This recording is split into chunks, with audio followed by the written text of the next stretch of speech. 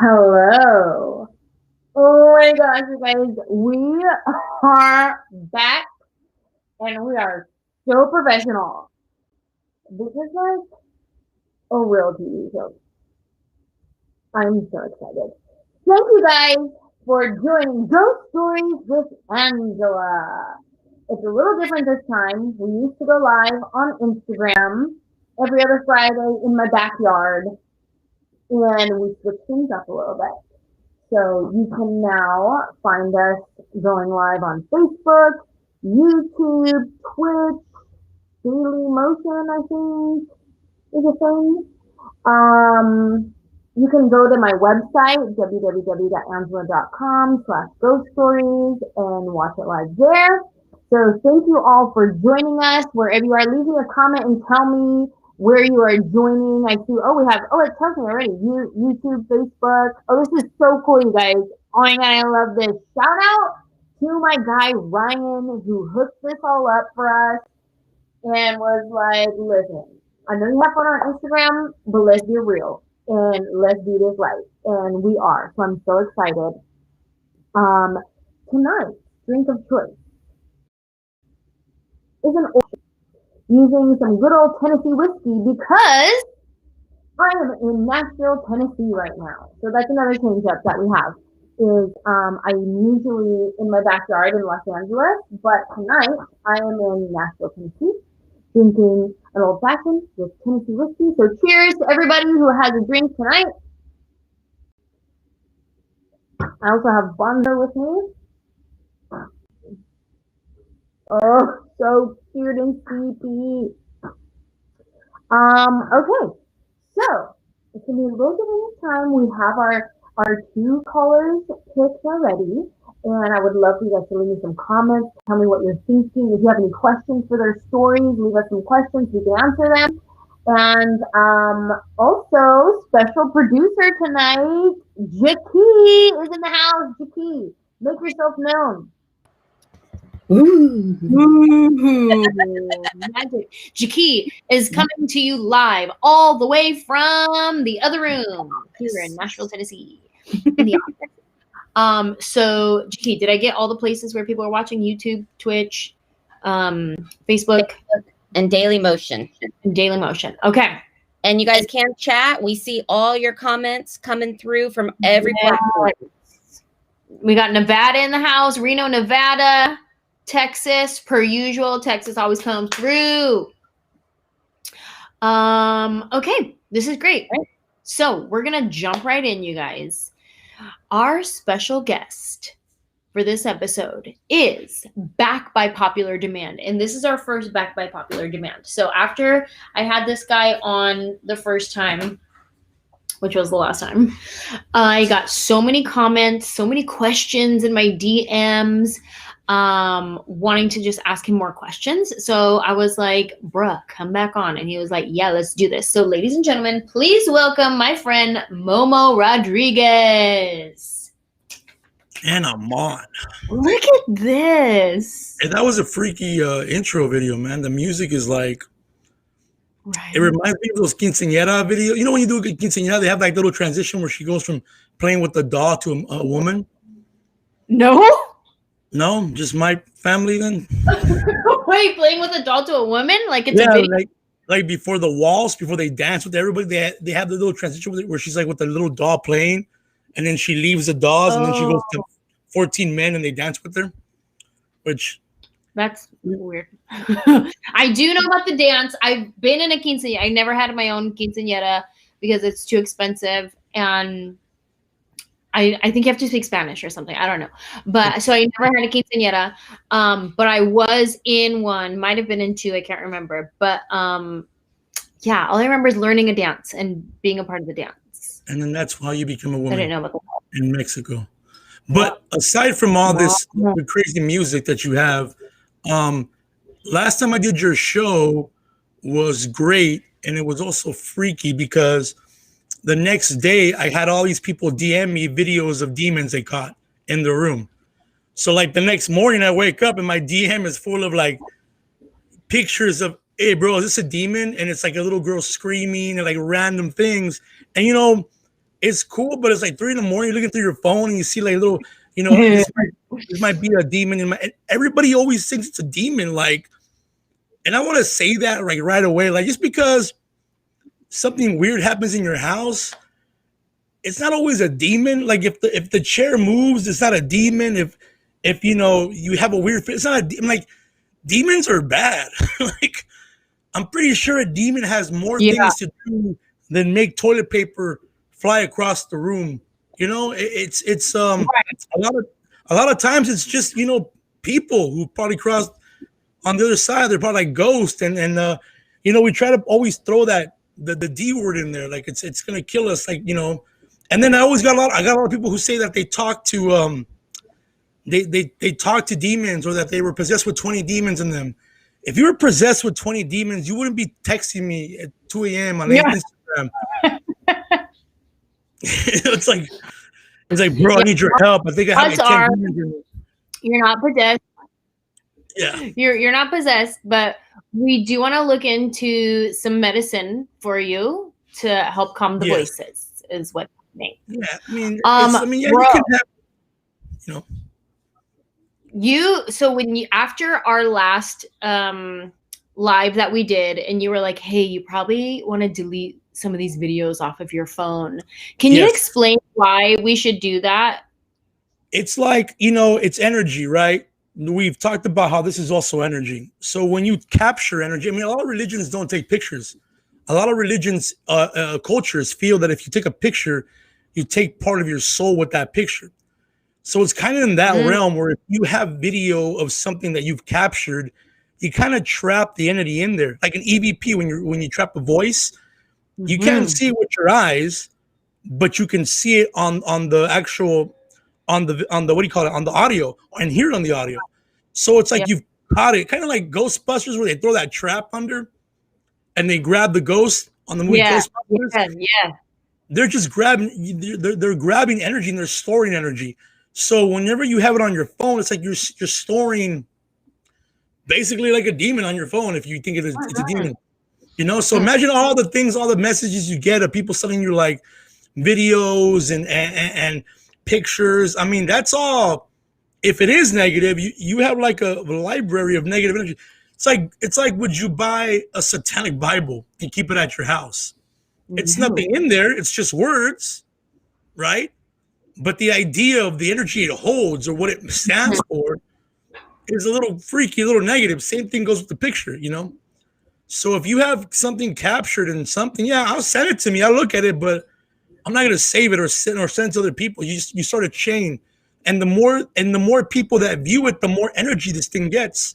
Oh dang! Because I done sent it to a lot of people. Like, here's an example. Look at Bigfoot. Bigfoot is like this thing everyone does not believe in, but it's so known that every culture has a Bigfoot. Every continent has a Bigfoot. It's a kind of ridiculous story when you think about it. It's about a hairy guy in the woods. Is it real or not? But so many people believe in it that it's almost real. It's like, how you say if you can manifest your future, you can manifest, like, I want to get that job, I'm going to do whatever to get that job. And you keep on saying it and you manifest it. Same thing happens with negative energy. If you say that something's bad and it's going to go wrong, it's probably going to go wrong. And the same thing happens when you keep pushing negativity, even if it's on a ghost, on a video. Like everybody, if you videotape your house long enough, you're going to catch an orb in there. Or you're going to catch something weird or freaky in there. But that's if you're looking for it. Trust me, if it's like my favorite movie, Field of Dreams. If you build it, they will come. Same thing. You put a night vision camera facing your bed at nighttime, you're going to catch something no matter what. What?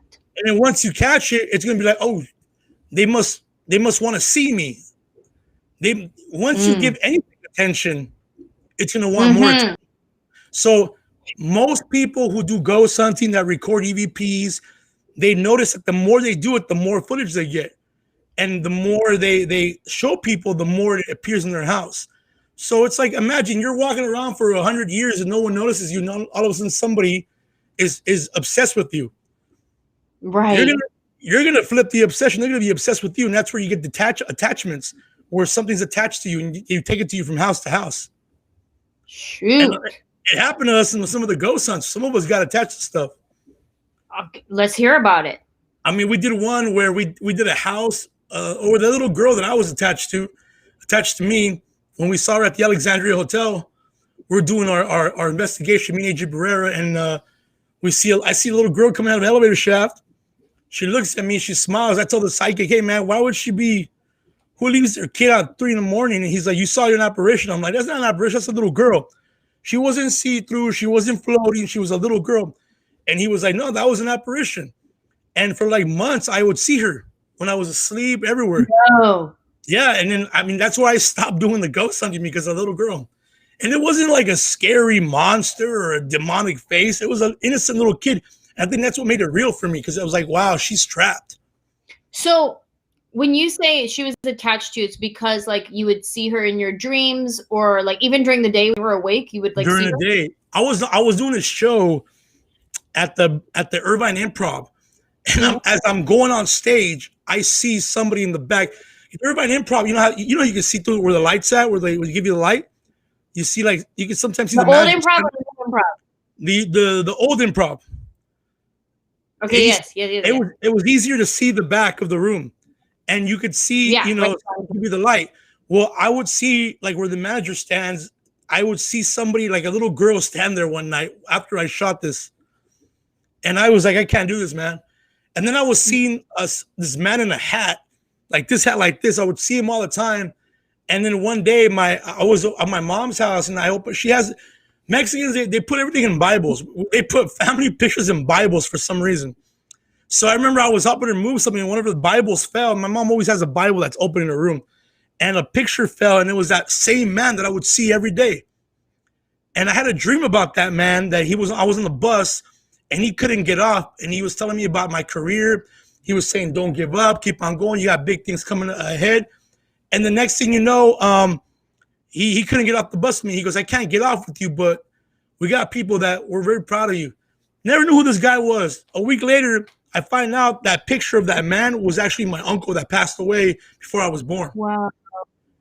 And it all kind of triggered after working with AJ. That one shoot really like amplified my, me being as like sort of an intuitive, But it was crazy. But what I wanted to talk to you about was something crazy today. What part of Mexico do you know if your family's from? Michoacan, Michigan. Perfect. My family is from Chihuahua, right? And in Chihuahua, Mexico, they're known for the witches. Every year there's a nationwide, Mexican-wide witch convention where witches from all over Mexico come there for like a big old, like that movie Witches with the mice. They have one in Mexico every year. It's known for that. It's also known for a little place called I forget the name of the store, but there's a bridal store, and in that bridal store there's a famous legend of Pascualita. Pascualita is this mannequin that they have outside of the shop, on the window shop. That mannequin's been there since the 30s, and they say that mannequin at nighttime wanders the town, kind of like scaring men who cheat on their wives. Now, the significance of this mannequin is that the story says that in the 1930s, right? In the 1930s, she was the daughter of this woman who owned the bridal shop, and on her wedding day, this bride died. So her mom embalmed her and made her into that mannequin. And you can Google this, Pascualita in Chihuahua, Mexico. So every year when we were kids, my mom would take us just to freak us out. Like, look, there's Pascualita, and she has varicose veins. I mean, her hands look still like they're like real, and she's been there for years. And there's always been this legend that at nighttime, people see her like go to the window to watch when her eyes move. People go to try on dresses, and they see that they swear she's in different positions when she moves around. But it's the biggest legend of Pascualita. She's like 80 years old, mannequin, but they say is actually a corpse bride. So, I mean, for me, I grew up in going to Chihuahua as a kid. My mom would tell me that story, but it wasn't until I saw it and I was like, wow, this is a trip. Because it does look like a corpse that's been aging over time. And there's the stories that she roams around the town. And that back in the 1950s, a magician from France came because he was so fascinated by this story that at nighttime he would take her out dancing, and for like she would come alive, and they would go out dancing, they'd go out hang out, and he fell in love with her. So that's the kind of stuff that, you know, my culture I grew up around, you know. So you know, we tend to keep. Do you celebrate Dia de los Muertos? I do. My family does. We and it's crazy, man. When you think about what Dia de los Muertos is, like, you know why we have a jack-o'-lantern on Halloween? Because we're scaring away demons and ghosts to come to our house, and the jack-o'-lanterns scare away. Because see, Halloween is that time of year where the veil between our world and the spirit world is so thin that it's easy for them to come through. Mm-hmm. So the jack-o'-lanterns are what scares them away from our properties. And I think originally it was like big turnips that they used to carve. And for Latinos, for Mexicans, Dia de los Muertos is on the 2nd, and it's the opposite. We kind of also wear the makeup. That's why we wear the skeleton makeup, because we're supposed to scare the dead that come after us on that night. Mm-hmm. But also the night that we also honor our dead, that they can come to our house. We give them our favorite foods. We have the altar, the ofrenda, so they can come and know that we haven't forgotten about them. You know, so, but that's why we do it on that time. So isn't it crazy that two cultures, a pagan holiday, a Mesoamerican holiday, happen to have the same time by 2 days, maybe 1 day? Dia de los Muertos is November 2nd. Halloween is the 31st, and it's always about the same thing, the dead coming back. I mean, that's when you trip out. You're like, well, there might be something to all this. And other religions have like this time of the year. It's a trip, right? That is so crazy.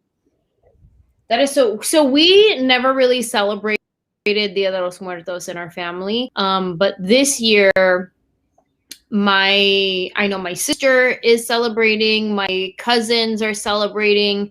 But I think honestly, because we grew up very American Christian, and it was almost like that was bad to do, to celebrate something like that.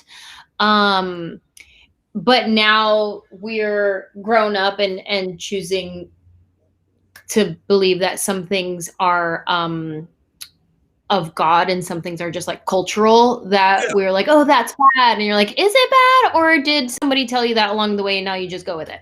So this year is the first year that people in my family are actually celebrating it. And my sister posted a picture of her altar and was showing a picture of my grandma and some other people. My cousin was showing hers as well.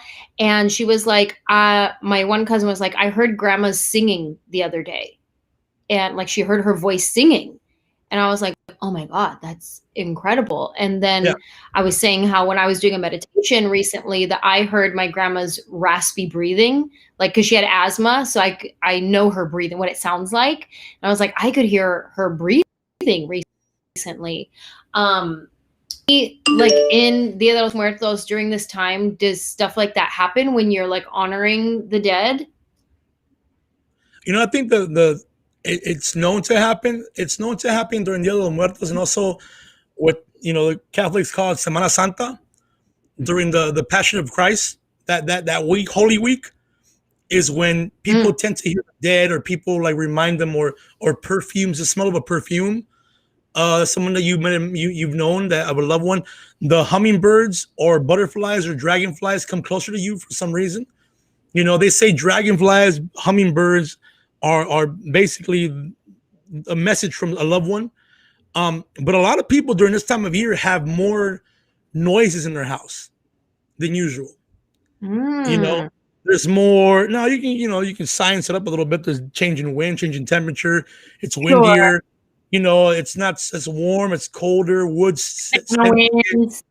doesn't expand, it compresses. You know, there's all these different things. But I do believe that this time of the year, a lot of people say they hear messages from loved ones, or this is a time of reminiscing. And that's why it's gearing up for the holidays. It's gearing up for like Thanksgiving, you know, and that's why we get very, very depressed during this time of year, because you start to think about the loved ones. A lot of people, like, October is not only harvest of of of crops, but also harvest of our lives. We tend to see and take harvest of what we did this year since last year, and it makes us think more. And then we in that process we think about our loved ones. We think about, I miss this person, I miss my mom, I miss my grandma, I miss my dad. We tend to call upon them, and then we feel them more. And yeah, you'll smell certain things that remind you of them. You'll be in your room. I mean, my mom, my grandmother always wore a cologne perfume of gardenias. So my mom would smell gardenias whenever she would feel like stressed out, and it was always during this time of year. Or the smell of food that someone would make. They throw that when they kind of peer to you, they'll throw as much as they can to you to kind of like, or even pennies. That's why there's that expression, pennies from heaven. That song, pennies from heaven. It's that expression means that it's when things drop, coins drop. It's them trying to get your attention. Wow, I never knew that. I never heard of that. It's trippy. I mean, it's just, I don't know. I feel like you want to connect, but also don't try to connect, because in that moment of connecting, don't get a Ouija board. Whatever you do not get a Ouija board. Don't do anything that or record them. Because then something that you might be reaching out to might not be listening, and something else might come in pretending to be, That is such a good segue right now, because one of our guests tonight, her story is about Ouija board and her usage of them. So let me see. I have her name here so I can introduce her properly. So this guest who we're about to bring on, you're okay staying on, right? Yeah, I'm good. Okay, good. Okay, so her and her two friends became addicted to the Ouija board, and she's going to tell us what happened in her life. Okay, so this is Amanda Mays. Please welcome Amanda Mays, everybody. Hi. Hi, Amanda. How are you? Anjelah. I am well. How are you? Doing well. Where are you calling in from? I'm in West Virginia, but I'm right outside of Pittsburgh. And in case you can't tell by the blanket, it is super cold. I chose to sit outside for some reason. So we thought about it. We're like, maybe we should do it outside. That'll be so fun. And it's like 40 degrees or something. And I was like, oh, yeah, maybe it is. Okay, so Momo's here, and he was just telling us don't use a Ouija board, but it's too late for you. You already did. Tell us what happened. Well, first of all, I want to add something else to something he said, which is I lost a boyfriend in Chin, and I just sent a text to a friend earlier today that said I miss him more right now than I have in the last 14 years. And I didn't even kind of connect, the season or anything with that being the reason. So yeah, that was weird. And then going into the Ouija board thing. So in 2003, my two best friends, Heather and Jamie, and I were living together, and I had my at the time who was around a year old, and Jamie had a son who was about a year and a half old. And at some point, Heather and Jamie and I just became addicted to using the Ouija board every night. And at some point, we were talking, we started identifying it as being our spirit guide named Ben. And he said he was connected to all three of us. And, I still remained probably a little bit skeptical of the entire thing. But I was in the midst of breaking up with the father of my children, and I hopped in my car super sad and was driving around by myself. And I said in the car, is this my destiny, or am I supposed to do something to try to change this? And I came back to the house, and we started using the Ouija board, and the Ouija board said, the very first thing it said that day was, destiny changes with every breath. And that was the point where I think I lost my skepticism. So then some weird things started happening, and one night we were using the Ouija board and we had a male friend who was staying at the house. And the first thing that happened, I was just telling Heather and JB on here and just asking them if they remembered things the way that I do. And Heather reminded me that that same night, as we were using the Ouija board, she felt something cold, like freezing cold, going up her arm. And then she felt it go into her nose and she started freaking out. And I thought she was being a big baby. But the Ouija board said something about like not being happy about this male friend of ours that was there. And then at the same time, this guy sat straight up off the couch. He had been sleeping on the couch behind us. And he was like, "What are you guys doing to me?" And he pulled his shirt up and he had little tiny handprints all over chest and stuff. So I think it was probably like the next day. Yeah, that was the first part where I think I started getting a little scared. And I remember thinking, if this was a scary movie, this probably wouldn't have a very happy ending. So we went to the library within the next couple days and got a bunch of books on the occult, and we brought them home and never really looked at them. So this one night, the three of us came home. We brought the two boys in and put them in the playpen, and I was running the vacuum. And as I was running the vacuum, I heard Heather and Jamie just start screaming their heads off. And so I stopped the vacuum to find out what was going on. And they said they had heard a really loud thump and then a child just scream bloody murder. So they thought one of the boys had fallen out of the playpen, but they went in and to check, and both the boys were in there and completely fine.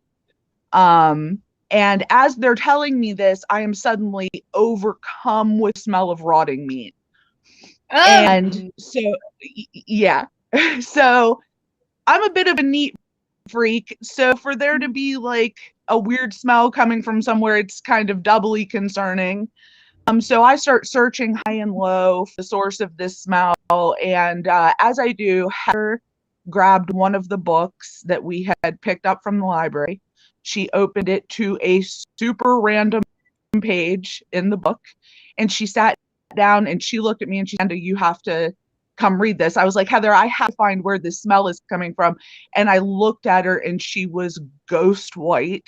And she said, "You have to come read this." And the first line of this random page of the book she opened said something along the lines of the scream of a non-present child accompanied by the smell of rotting meat signifies the presence of pure evil. Oh. Now, I have tried to Google that phrase to see if I could like find what book it, and I haven't had any kind of luck like finding where it came from. So within the next couple of days, we took all of the. I have a question for you. Yes. Did you grow up in any kind of faith or religion or anything? Because like I grew up Christian, and so like I would never even rent a book on the occult or even like was there any kind of like faith teaching in your lives growing up? No.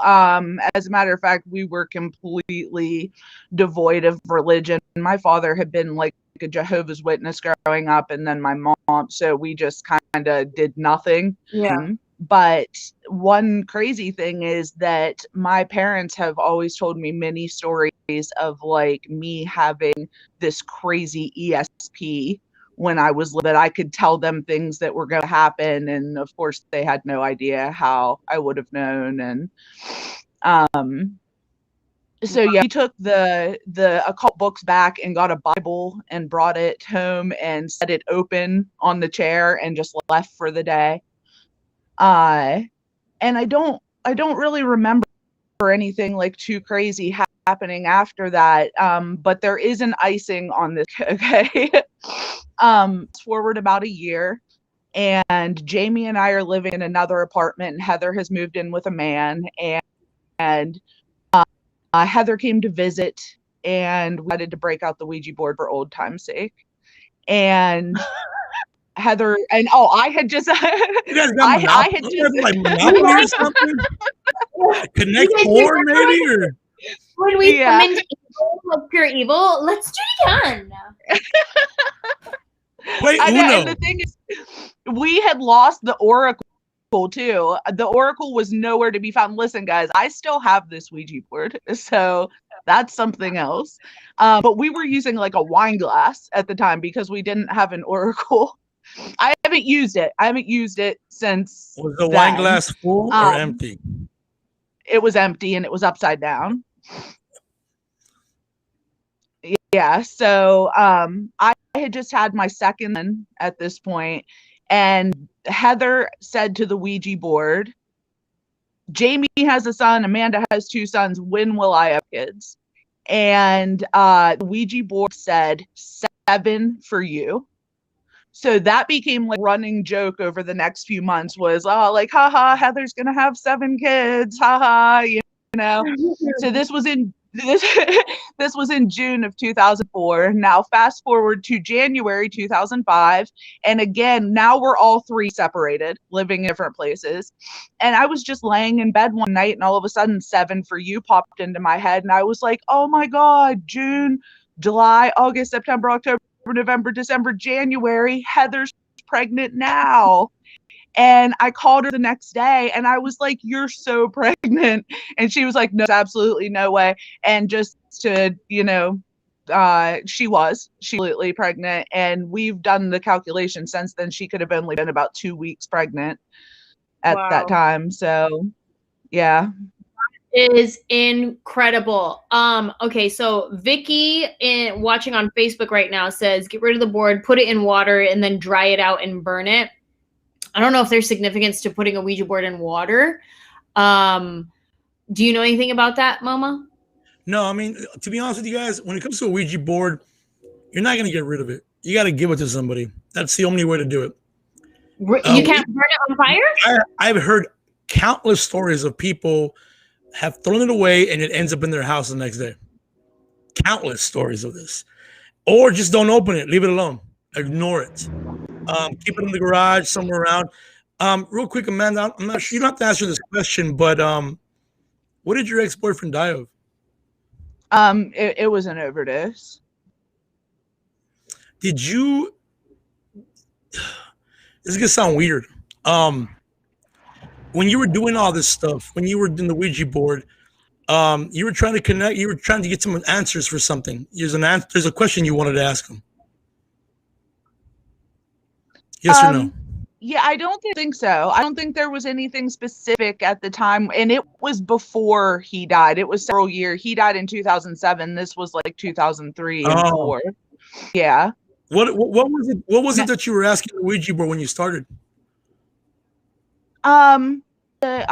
Jamie, my son and Jamie's son are first cousins, and their paternal their paternal grandmother passed away when their dad was very young. So I'm pretty sure that's what initially we set out to do, was kind of contact their grandmother. Never did talk to her, but yeah. Now the whole thing about spirit guides. I mean, do you know about spirit guides? Not a lot. For those of you who don't know spirit guides, it says that when we're born, we're assigned spirit guides, people that have lived a life already. And when we're born, we're assigned these people. And each people that we're assigned to, they've lived something that they're supposed to teach us. So we can have 5 or 3 spirit guides that are attached to us. Now, spirit guides are our own people. We don't share spirit guides. Spirit guides are given to you according to your destiny that you're going to live throughout your life. And you might lose a spirit guide and gain another one throughout your life and what you go through. So that was the first clue. If someone says that these spirit guides are connected to you and somebody else, it's kind of weird because I've never heard of that before. But remember, whatever you knew or think you know, whatever is on the other side is going to use that against you, especially when it's something like evil or demonic. Now, as far as being demonic, I mean, it's kind of weird because the whole idea of, I mean, I don't know if people know, but when you smell burning flesh, that's a demonic presence. When it says you smell rotting flesh or cold, it's something demonic, according to demonologists and books of the occult. So that's what it means. Now, is it demonic? Honestly, Amanda, if this was demonic, you wouldn't be talking to us right now, because it's not as easy as stopping or getting rid of it. What I think it might be something just messing with something that is within around you. Like we always see these entities or these things crossing over. They try to pick out our weaknesses, but honestly, if it was something really, really bad, I think you would be going through worse things as we speak right now. Unless you are, and you're not telling us everything. Well, I'll tell you one thing is that a theme throughout my life is that I have these dreams where I am screaming at demons to get away from me, and some of them are quite realistic. So it's not like every night or anything, but it's somewhat frequent. A lot of people have these. A lot of people have them they're followed by sleep paralysis when they have them. Right. Have you had sleep paralysis? What I have had is thinking that I woke up and like walking around and doing things and then realizing that I'm still asleep. And strange things will be going on. So, and then I can't wake myself up. So it's almost like sleep paralysis, but not you see yourself, you're still asleep, but you're roaming around the room, right? Right. Yes. Yeah. So a lot of times, a lot of people that I know that say they're followed by something or attached to something, say they have this situation happen. What I recommend to you now, I don't like to really push religion on people because everybody has their own opinion or their own feelings of what they want to accept. But just to give you some advice, whenever there's a yin, there has to be a yang. There has to be two sides to everything. If there's evil, then you have to praise the good. Just as much as these devils come at you, if there's these devils, there has to be the God that overpowers them. And if you read the occult and if you read the Bible, it says that the devil's destiny will always be to lose. And I feel that if you want, start slow, light a candle around the house and let that candle represent something good in your life, and light the candle and let the good. And if you really, really believe in the good that is out there for you, that candle will not, turn off. It'll stay on the whole night. But it's up to you to fight that candle to keep it on. You really got to believe, because what you're messing with right here, you opened up a two-way portal here to you and something. I'm not going to say demonic. I'm not going to say evil, but I am going to say that it is affecting you personally. And if you are a clairvoyant or a clairsentient or an intuitive or a medium, you should not be messing with this stuff unless you've actually studied what you as an intuitive or you as a medium can do, because it's like you're somebody with a superpower. It's like basically karate and you're kicking everybody's butt right now. So knowing that you have karate, learn how to use it for the right ways. So I would try to be something more positive than the Ouija board. Start lighting candles around the house. Imagine yourself with this white light around you whenever you feel some kind of negativity around you. Trust me. And whenever you yell at these demons in these dreams, because I know I've done this before, by the way. I've had dreams where I'm yelling at demons. And you just have to really own it and say that they cannot get through to you. And when you do that, your whole house will feel so light. Your kids will seem different. You will seem different. Your relationships will get better. You have to not only yell at these demons, but also welcome the good, which is God in you, and he'll repel everything from you. It sounds weird. I hate being religious all the time with people because I don't know how they feel about it, but it's worked for me personally. That's good, Momo. That's good.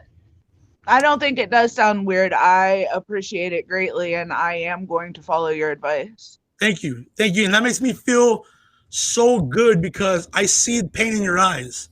I see frustration. I see you want closure. I see you've been begging for closure, but no one knows the right words to tell you because they don't understand what you've been through. And you know what? We're never going to understand what you've been through so much.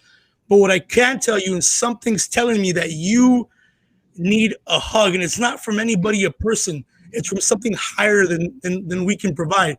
So try. Go to God. Try. You never know. He might surprise you. He surprised me. You know, I'm a ghost hunter. Thank you very much. I did not expect to tear up tonight. So I thank you. No problem. Thank you. Yes. Amanda, thank you for joining us. And thank you for sharing your story. And God, we just pray for Amanda and just bless her this night. Bless her on the rest of her journey with you, God, and speak to her heart, protect her and keep her safe. And we just bless her and her journey. In your name we pray. Amen. Amen. Thank you for having me. Thank you. Thanks, Amanda. Bye. Yo, that is crazy. I have this beautiful rosary that was made for me by a girl named Elvia. Yeah. And she sent it to me.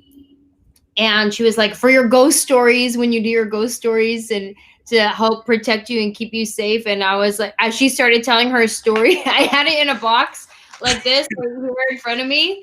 And it was just like covered and whatnot. And then she's telling her story. I was like, ooh, let me get this. Hold on, let me freak you out. It does freak you out though, because like we do the podcast, right? Me and Hefty. And whenever we do the podcast, people call us in with some really crazy stories. So while they talk, I'm trying to, how am I going to fit God into this? How am I going to rationalize when they say something that's crazy? Mm-hmm. And also, how am I going to tell them what I know of the supernatural and make them feel better? And then when I don't know what to say, I grab a rosary.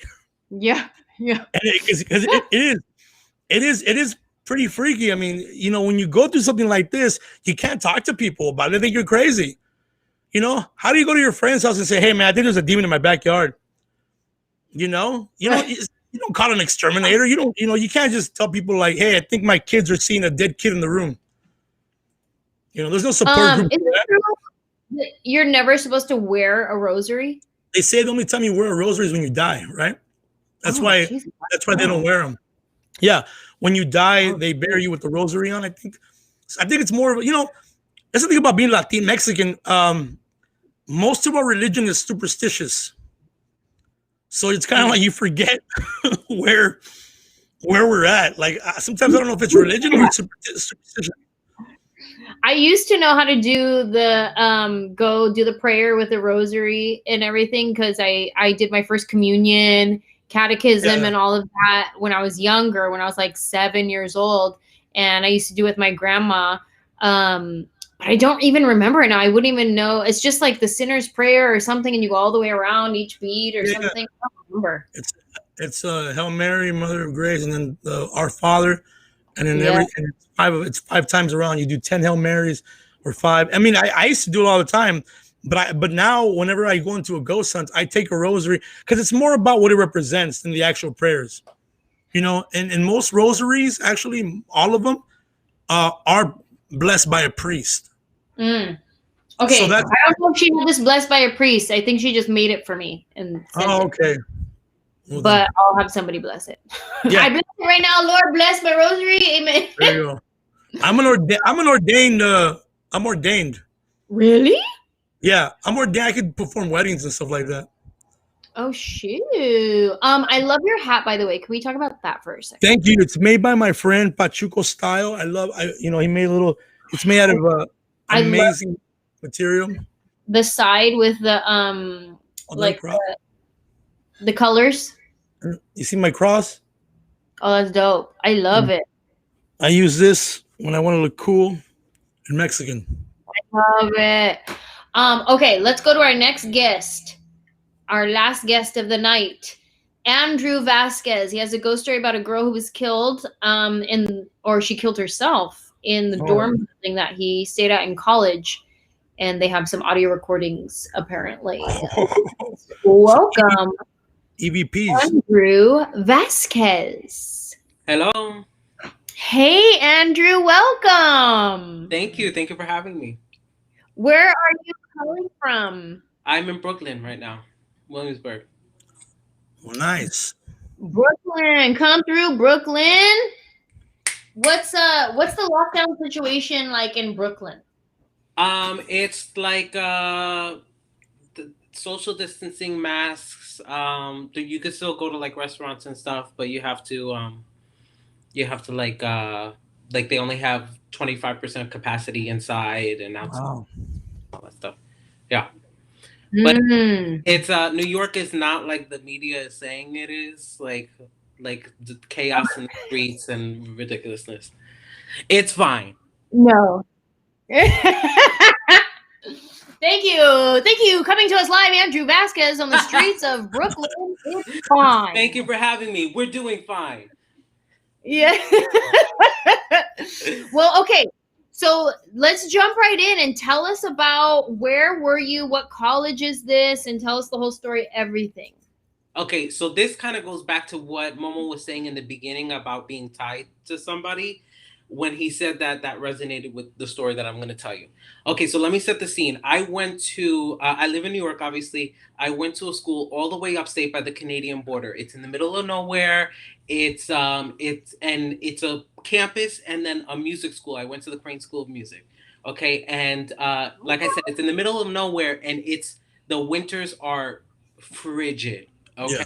It's not for the faint of heart. So when the campus was created, what they did was they created pathways in between, tunnels in between the buildings so that you could get to different parts of the campus without having to go outside.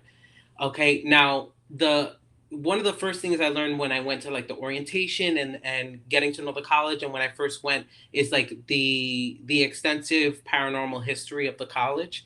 And so what happened was there were so many bad things happening that they closed down the pathways in between the campuses.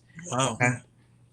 Now, the thing I should tell you is that the school is notoriously rigorous. Like it's a very challenging program, but it's a really, really good school. But I say that to say one of the first things I learned when I went there was that there was a girl who was in the program, and within her first year of study, mid-semester, she hung herself from a banister that went into the basement.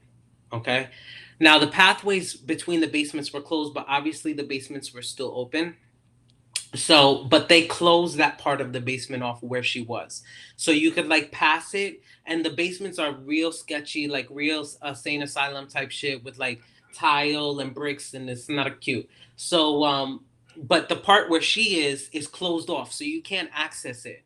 Like you can see it's the section, but you can't actually access it. So of course I go to this college, and where did they dorm me? In the building where she hung herself. All right.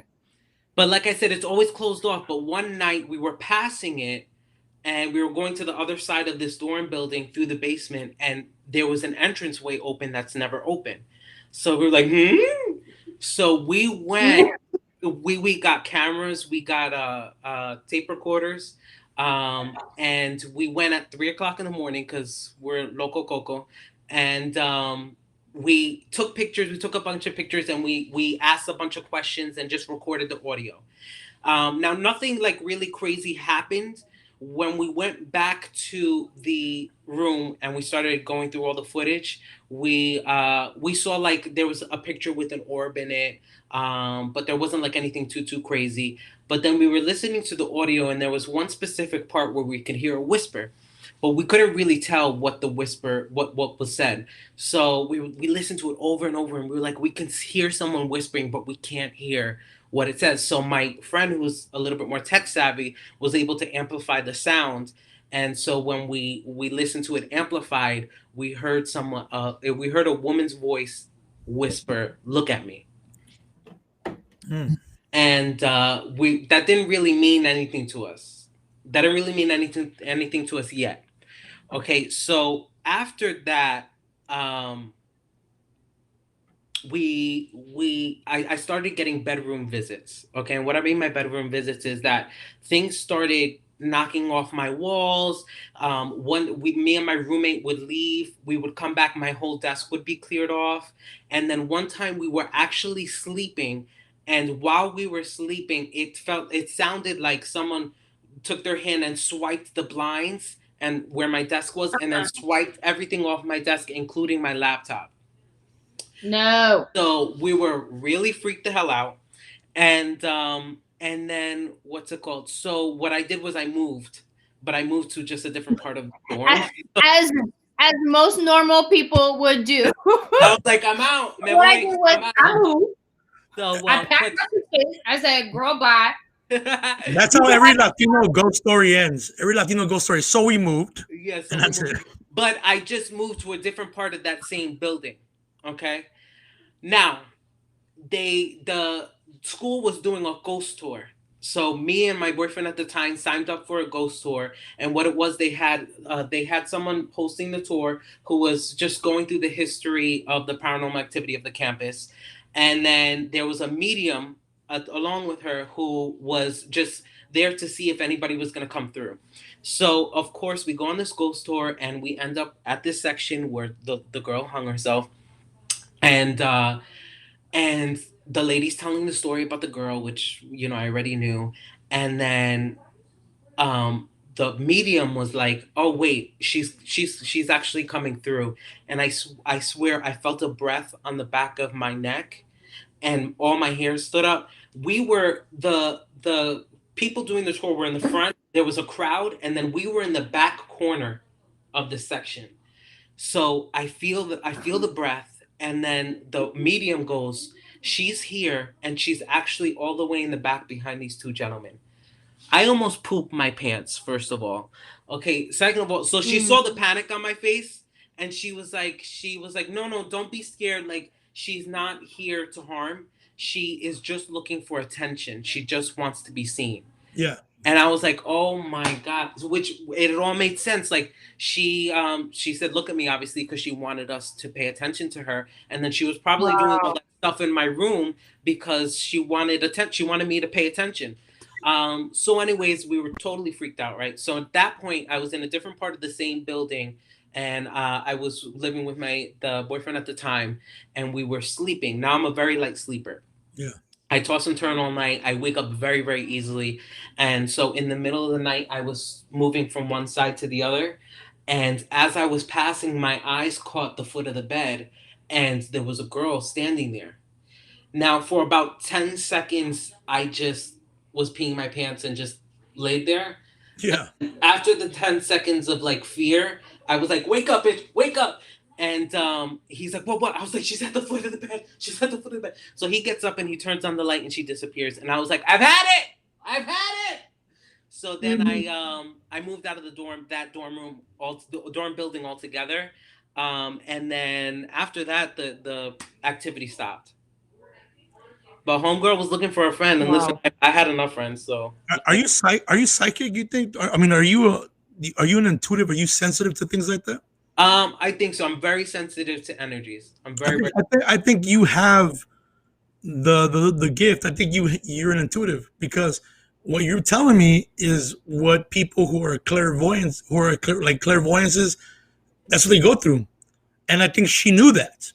Mm-hmm. Because the way you look at her is the way that other people don't look at her. Right. And the medium caught that, and then you caught it too. So once you caught it, she was probably like, "Okay, so she can hear me. He probably can too." So that's where the attachment comes. Gotcha. It sounds like you weren't trying to get her attention. No, I mean, egg on my face for going into the room that time and taking all that stuff. But we were very respectful about it, and we didn't do the Ouija board like the last lady who needs AA for Ouija boards. But we didn't do anything like that. So yeah, no, and it was freaky, and it was weird, and it was odd, and it was hard to ignore. But it wasn't like super like I felt like I was being haunted. Yeah, no, it's a lot of these entities a lot of people don't move because they just, I don't know how many people have told us that we know it's haunted, we just live with it. Yeah. And it seems like this thing, this poor soul is she saw comfort in you. She saw that you looked at her a certain way, or maybe you reminded her of somebody. A lot of times, a lot of attachments come from them reminding them you of somebody else. Like, he looked like my brother, he looked like my cousin, and they'll attach to you because of that. Yeah. Because you remind them, like there's some ghosts that only mess with men or only mess with women. You know, a lot of times, you know, you probably fit the criteria of somebody that she probably knew and it was trying to come after you for that. You know, friendly way. But the foot of the bed stuff is attachment stuff. Yeah. Everybody, Well, the thing that killed me is like, you know, you try to explain these things away. Of course. But when my whole desk was cleared, including my laptop, I was like, okay, that ain't a breeze. That ain't a breeze. So and that's powerful, you know, for an entity to do that, that's powerful. Because I mean, the most they will do is move like something small, but when it's like an actual movement like that, I mean, that's not even known as being a ghost. That's what they call a poltergeist. You know, poltergeists are the ones that move things. Yeah, for the whole house. Momo, explain the difference between like poltergeist and just like a spirit or like demonic whatever. Because I was just watching the documentary of the Warrens. Yeah. Their little I saw one of her last lectures. I was there. Yeah, I've always been a fan of them before they got popular. So a ghost is what you saw. It was a ghost is somebody who relives the same day over and over and over. So when you see them, it's either in the way they died or in the way they want to be shown before the trauma. Either you see them, either you would have seen this girl when she was like hung, like you would see her with her neck all messed up, or you would see her the way she wants to present to you, which is before she was hung, normal. But they keep on living the same day over and over and over. They're earthbound, which means we'll see them on our level, our plane. And the reason they're on this side is either because they haven't finished business, they're afraid to cross over towards the light, they're afraid to be judged maybe, or they haven't accepted the fact that they are dead, you know. But the same day seems like the same day, you know. They're in this eternity, but it's like the same day, like Groundhog Day, basically the movie. A spirit is somebody who's passed, crossed over, and comes back to visit. A spirit, you'll see them in your dreams. You'll see them maybe passing by, reminding you of certain people. Or spirits can also be, when people see spirits, they're usually floating like 3 feet above us. And that's why a spirit is always kind of like floating, or somebody they see like, you know, in memory of them. And even in the Bible, whenever Jesus came back and everybody, the angels come back, they're always floating like 3 feet above. The Holy Spirit, you know, stuff like that. Now, poltergeist is more of your house or the property being haunted, and it's more of movement of things. You know, it's energy, and you know that's mixed with the belief of different types of planes, like dimensional planes, like a different dimension, like the dimension where the spirit people live, and then us, which makes sense because I mean, elves, fairies, dwarves, all those mythical creatures are said to be living on that side, on that world. You know, I mean, and it's funny because for us, we think that fairies, dwarves, that seems so crazy. But when you think about it, in the history of the world, we've believed more in fairies and elves and dwarves more than we've believed in God, when you think about it. In the history of the world, we believe more in fairies. I don't even know if fairies are elves, but I believe in God. That's Who true. does? But in the history of the world, they've had more people have worshipped them more than they've worshipped God. Really? Yeah, I mean, think about it. You know, because and even in stories, like, and here's an example. Even in the things we do today, is stuff from fairies that we don't realize. Like when you knock on wood, you know why you knock on wood? No. Because back in the old days, it was said that the fairies were the ones living in the trees and the elves, and they were known to bring us good luck or do things for us at nighttime. They would change things or change our destinies. They would go off and work for us in the trees. So whenever I hope things go right, knock on wood, you're telling the fairies or the elves to make sure that things go right. Wow. All these sayings that we have that we don't even know where they come from. Yeah. No. And then you I'm go, like, Mom, you believe in fairies? No. Okay. Yeah. Yeah. And then you go further back, like even the idea, the fairy, the queen of the fairies, Lilith, which was said to be Adam's first wife. And then when Lilith, that was her name, And when Lilith didn't want to do what Adam told her to do, that's when Eve came. You know, so the queen of the fairies has always been Lilith. Other woman is what you're trying to tell me?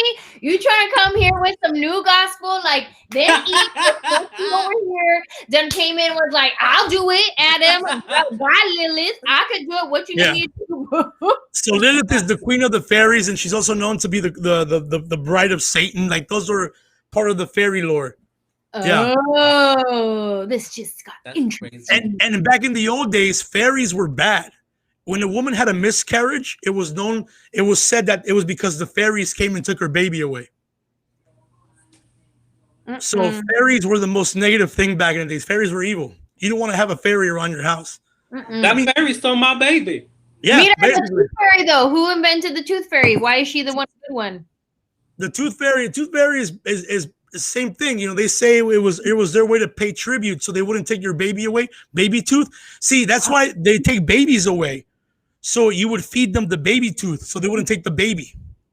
Oh no! This is so creepy. It's great. I mean, the old like lore of fairies. Think about it. It's pretty dark. A lot of the stuff that fairies and all that stuff, and people do believe in these fairies. They believe in the stuff.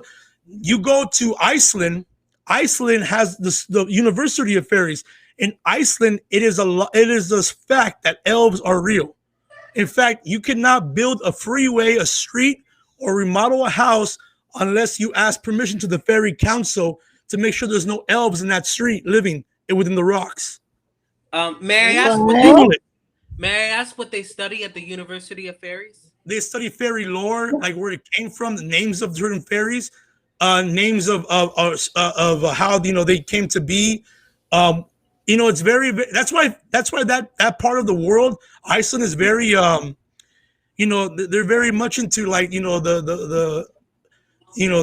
guess the planet. They're very savvy about what they for the world. No pollution. Because they believe the fairies are we're destroying their world.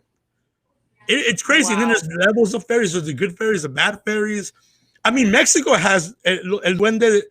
Los Duendes, I forgot what place it is, but there's a place in Mexico where they have these bridges, and whenever they build the bridge, every single bridge has a little fairy house that they have to build, because whenever they wouldn't build them, the bridges would fall down. So there's a part of Mexico where they believe in Los Duendes, and they all have like little houses on each bridge, so the bridge won't break. That is crazy. Is this Fairy University at Dumbledore? Like, is that where it's kind of where a lot of like the influence of these movies come from actual people that, I mean, wow. Iceland is a country. I think it's called the Hampok people, the people that live in the everybody in Iceland, their middle name is the name of the elf that is in their backyard. So they're named after the elves that live in their backyard. Wow. You said their middle name? Yeah, their middle name or even their last name. Like a lot of people, like it's crazy, man. Like, and I love talking to people from Iceland, about this stuff. They really do like legit believe in these things. And it's paranormal. That's why on my podcast we cover all this stuff, because it is that plane they live in is the same plane where the spirit world is. Fairies, leprechaun. I mean, even the whole leprechaun idea is crazy. But in Ireland, it's kind of what their fairies is. Their fairies are leprechauns. Wow. And there's rules to a leprechaun. The banshees, the sirens, the people that would be walking around and hear a woman's voice sing beautiful things, and then they would kill them. It's all these different legends of Scotland is full of haunted castles and stuff like that, and they mix the lore, the fairy world with the ghost world. I mean, wow, there's just so much that this world's been humanity's been around for so long that we don't really start to think about what they believed on or what they believed in. We only know what we know now or what we believe now. I mean, the Christian church, Catholic Church is old. The Christian church is very young. Right. It's very, very young. But the Catholic, that one goes years. I mean, even that's changed, One day, a pope can have wives. One day he can't. One day he can. One day he can have 20 wives. I mean, it's always changing. Wow. I mean, so it's like when we talk about religion, we got to know that there's been thousands of religions throughout the years, and the supernatural has not only changed, but you really have to question the things that survive, like fairies, ghosts, elves. I mean,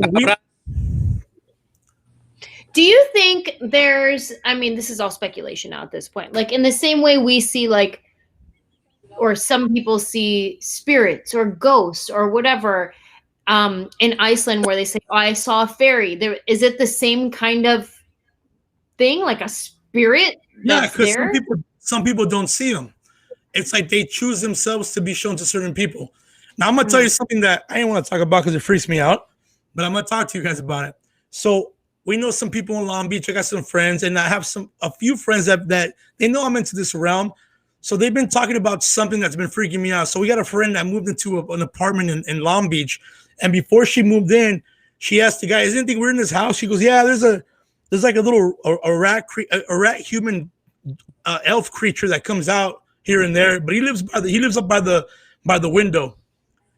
And they were like, "Okay, cool, like whatever." So one day, this person's at home, she's watching TV. She looks to her right, and she sees a little elf rat creature walking around the house. Looks at her and then runs away. Now, I've heard several people talk about this type of creature in the paranormal. You can't even look it up. But people have told me the same story. So who knows what realm of things are out there we can't see?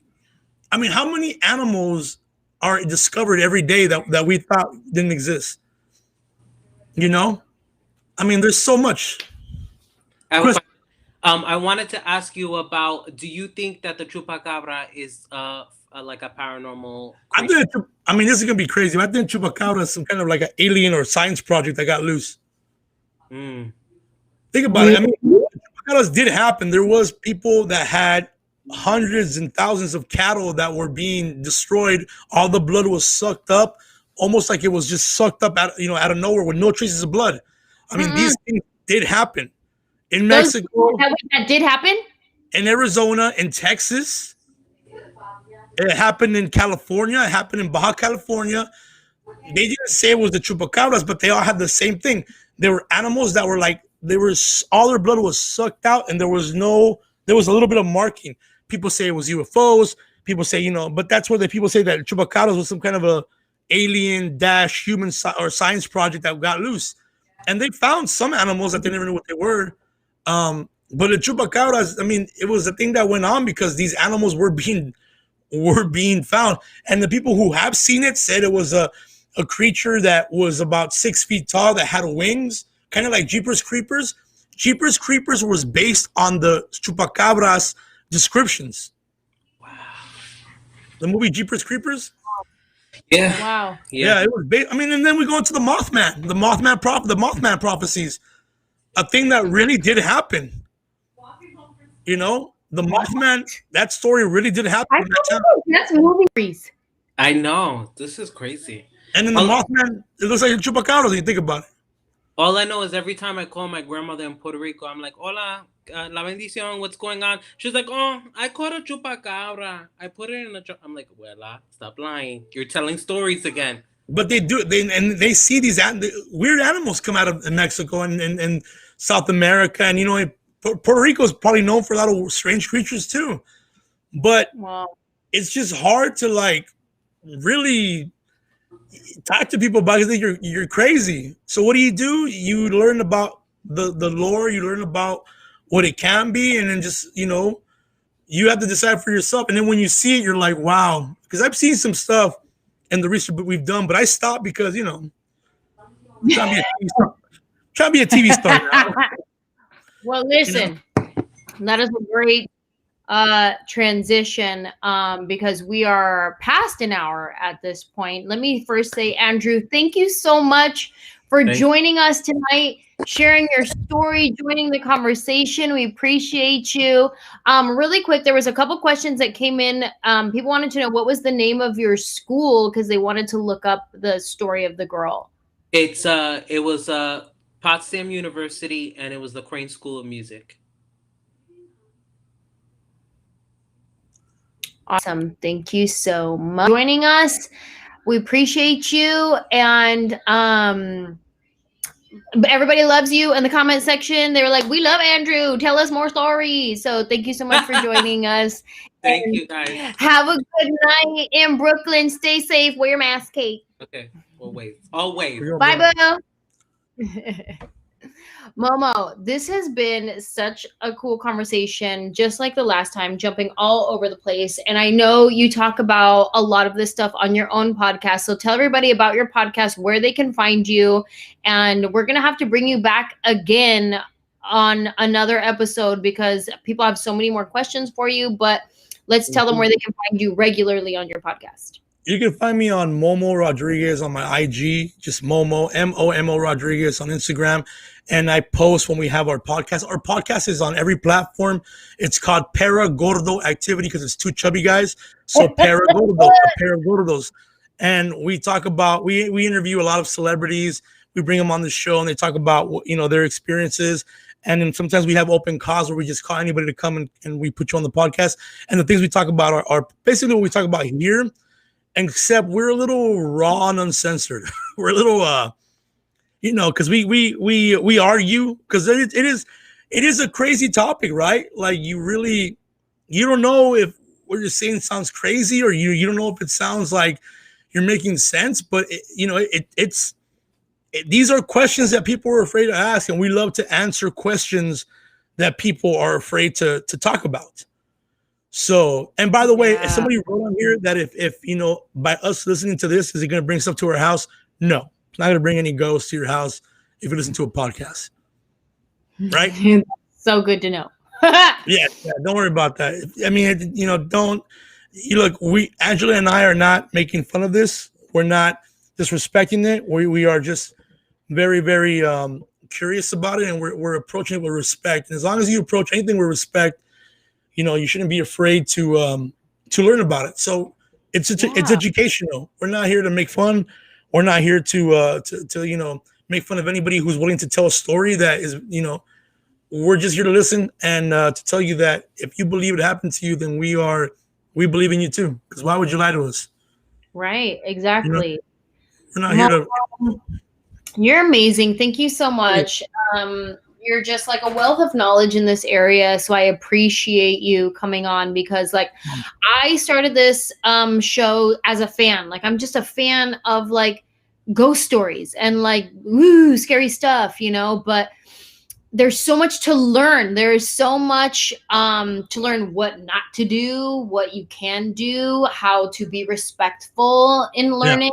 That it's okay to learn. It's okay to ask questions. You being a man of God, a man of faith, me being a woman of faith, like it's okay to ask questions and learn these things. And so I thank you for coming on here and sharing your wisdom with us. And it's not witchcraft. Tell them. It's not witchcraft. Okay. And this right here, sage. Right? Because you burn sage in your house, it's not witchcraft. In fact, burning sage in your house kills airborne bacteria. So if you didn't know. So it's good for ghosts and coronavirus. Exactly. So, and if you do use sage, I'm going to tell this right now, cut a little bit of it, burn it, go to each corner of your house, say a prayer, open your windows, and let it burn out. When you're done, bury it in the dirt. Don't keep it in your house and hold on to it. Bury it. You got to give it back to the earth. Yes. And thank you so much for having me. You said. Yes. Okay. Happy Halloween to everybody out there. Again, we're not celebrating the devil. We're not celebrating that. We're celebrating the idea of remembering our loved ones, those who have passed, and remembering that they're still in our hearts.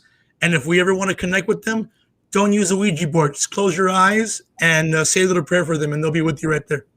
Oh, I love that. Thank you, Momo. Thank you so much for joining us. I appreciate you, and we'll see you again soon. We're going to bring AJ on here for sure. That's in the works already. And then I think we should bring you both on at the same time. That would be amazing. Oh, you'll hear some crazy stories of us. We're funny together. We're crazy. Oh, I love it. Let's do it. We'll plan it. We'll organize it all together. But thank you so much for joining us. Mwah. Sending you and the wife you may love. Bye. You guys, this has been so cool. I love the new platform. I love reading comments from you guys, from YouTube, from Facebook. Thank you so much for joining us. We're going to keep doing this. And if you have any ghost stories, I saw a couple people leaving comments saying, oh, I have a story one time, this and this happened, whatever. Go to www.anjelah.com/ghost stories. It's right there on the screen, and submit your story. And we may pick you to come on live. Like the people we had on tonight, Amanda and Andrew, they both submitted a story and we just picked them. So submit your story. We could pick you to come live and just share it with all of us. So thank you guys so much for joining. You can follow me on all the places, Instagram, Facebook. You already are if you're watching on Facebook. Leave me some questions if you have any more questions. And thank you so much for joining. And happy Halloween. And happy Dia de los Muertos. And cheers. Thank you guys for joining. Have a good night. Bye.